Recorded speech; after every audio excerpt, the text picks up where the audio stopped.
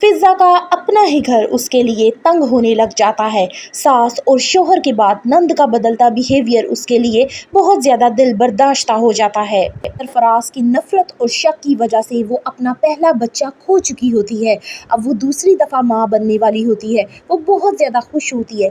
वो घर आती है खुशी के साथ कि सरफराज को जब बताएगी तो शायद उसके दिल में नरमी आ जाए, उसका रवैया फिज़ा के साथ बदल जाए। लेकिन ये सिर्फ उसकी महज एक गलत फहमी ही थी। सरफराज घर पे तो आता है लेकिन उससे बात नहीं करता। फिज़ा उसे बताने की कोशिश करती है लेकिन वो उसको उल्टा जवाब देके वहाँ से चला जाता है। एक नन्हा सा मेहमान उनकी ज़िंदगी में दोबारा दस्तक दे रहा है। ये बात बताने में फिज़ा फिर से नाकाम हो जाती है। सरफराज अपनी ही दुनिया में मगन होता है। उसे कोई फर्क नहीं पड़ता कि फिज़ा क्या सोचती है या क्या जज्बात रखती है। वो फिज़ा की बहन की ज़िंदगी एक दफ़ा बर्बाद कर चुका होता है। जब दुआ वापस आ जाती है तो वो ये नहीं सोचता कि उसने दुआ के साथ क्या किया था, बल्कि वो दुआ से कहता है कि तुम मेरे साथ दोबारा से दोस्ती कर लो।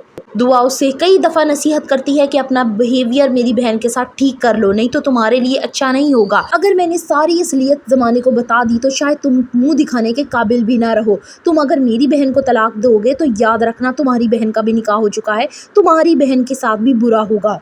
दुआ ही उसे बताती है कि फिज़ा प्रेग्नेंट है, इसलिए तुम उसका ख्याल रखो। सरफराज जब घर पे आता है तो फिज़ा उसके सामने आती है। वो बहुत ज़्यादा बरहम होता है और चीखता है कि तुमने ये मुझे बताना मुनासिब नहीं समझा, लेकिन सारी दुनिया को पता है। फिज़ा उसे यकीन दिलाने की कोशिश करती है कि मैं आपको बताने ही वाली थी, लेकिन आप इतना नाराज थे कि आप वहाँ से उठ के चले गए। दुआ से इंतकाम सरफराज फिज़ा की सूरत में लेगा और इस दफ़ा शायद अपने बच्चे के साथ साथ वो फिज़ा को भी खो दे।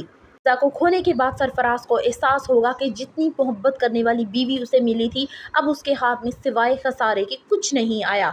For the further reviews of Jaannisar drama kindly subscribe my channel. Video अच्छी लगी हो तो एक लाइक तो बनता है।